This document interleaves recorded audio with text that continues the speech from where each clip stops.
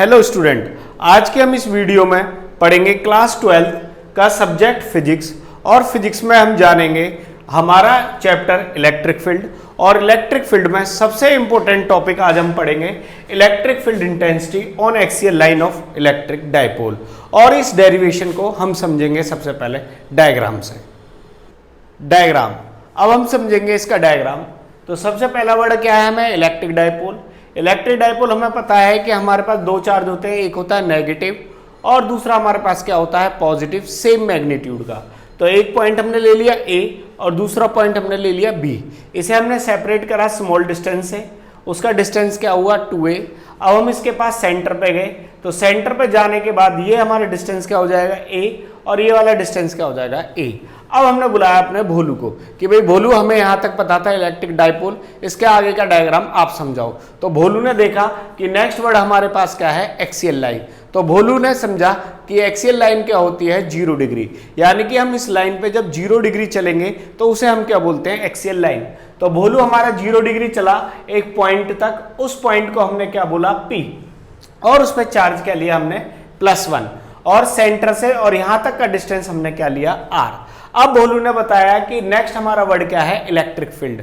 और electric field हमें पता है कि पॉजिटिव पॉजिटिव क्या होता है हमारा रिपेल, और पॉजिटिव और नेगेटिव हमारे पास क्या होता है अट्रैक्ट। यानी कि जब हम पॉजिटिव पॉजिटिव की बात करेंगे तो हम करेंगे रिपेल, और पॉजिटिव नेगेटिव की बात करेंगे तो हम करेंगे अट्रैक्ट। अब इस P पॉइंट पे हमने देखा कि हमारे पास दो चार्ज हैं, एक है हमारा A पे और एक है हमारा B पे। तो इस पे पहली इलेक्ट्रिक फील्ड आएगी B के कारण, तो B हमारा क्या है पॉजिटिव और P हमारा क्या है पॉजिटिव। तो इलेक्ट्रिक फील्ड क्या होगी हमारी रिपेल। नेक्स्ट पॉइंट पे अब हमारा पॉइंट आता है A पे, तो A पे हमारा चार्ज है नेगेटिव, तो हमारा P जो इलेक्ट्रिक फील्ड आएगी वो क्या आएगी अट्रैक्टिव। तो इस तरह से हमारे भोलू ने समझाया कि भाई ये हमारा क्या है कंप्लीटली डायग्राम। और हमारे भोलू ने बताया कि जो वेक्टर होता है, यदि एक वेक्टर पॉजिटिव में जाता है और दूसरा वेक्टर नेगेटिव में जाता है तो उसका रिजल्टेंट क्या आता है E, और वो किस डायरेक्शन में आएगा, जो वैल्यू हमारी इंक्रीज होगी या जो वैल्यू हमारी बड़ी होगी उस डायरेक्शन में हमारा क्या आएगा net electric field. Next concept, इस डेरिवेशन को समझने के लिए हम कुछ कंसेप्ट समझेंगे।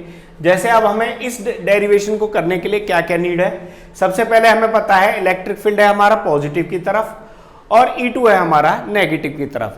तो जो हमारा वेक्टर एडिशन आता है तो वो क्या कहता है, जो हमारा नेट रिजल्ट आएगा वो क्या होगा E1 माइनस में E2। सेकंड कंसेप्ट, हमें इलेक्ट्रिक फील्ड का फॉर्मूला पता होना चाहिए। हमारा इलेक्ट्रिक फील्ड का फॉर्मूला क्या है KQ1/R², यानी कि KQ में हमें डिस्टेंस की जरूरत है इसमें।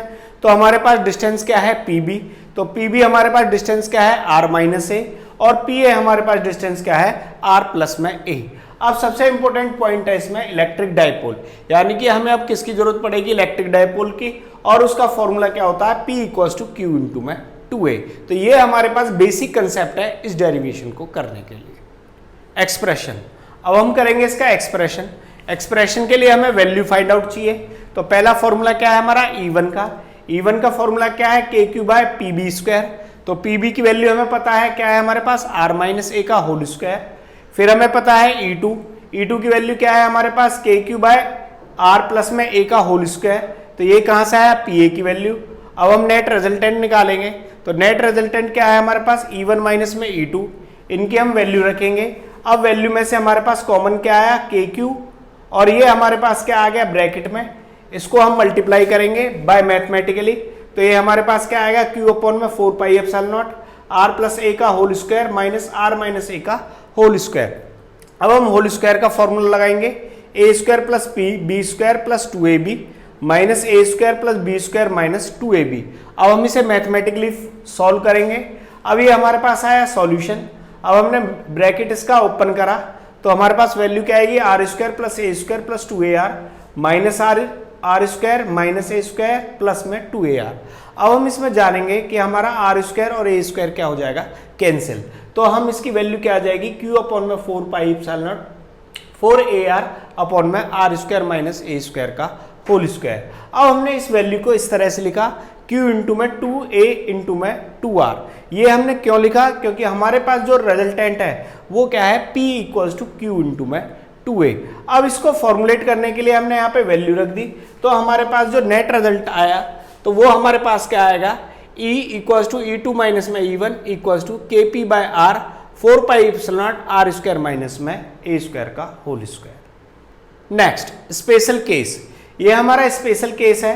अब ये हमारे पास फाइनल आंसर आया P2R अपॉन में 4 pi epsilon not R square minus A square. अब ये हमारा केस क्या है, यदि हमारा डायपोल बहुत शॉर्ट हो जाता है, यानी कि जो 2a की वैल्यू होगी वो r बहुत बड़ा हो जाएगा और 2a की वैल्यू क्या हो जाएगी, स्मॉल हो जाएगी, जिसकी वजह से a स्क्वायर की वैल्यू क्या आ जाएगी हमारे पास 0। तो जैसे हमारे पास a स्क्वायर की वैल्यू आई तो r की पावर हमारा क्या हो जाएगा 4, तो ये हमारा आंसर क्या आ जाएगा 2kp bye r divide by r4, एक r से एक r कैंसिल हो जाएगा, तो हमारा रिजल्ट क्या आ जाएगा 2kp बाय r क्यूब। और इसकी हमारी जो डायरेक्शन होगी वो किस तरफ होगी, वो डायरेक्शन होगी जो हमारा बीपी लॉन्ग प्रोड्यूस करेगा। तो डायरेक्ट और इनडायरेक्ट हम इसे क्या ले सकते हैं कि E directly proportional to 1/r का whole cube. At the last, my YouTube channel is Education Bhandara, which provide easy, smart and free education for 9th, 10th, 11th and 12th classes. More and more subscribe. Thank you very much.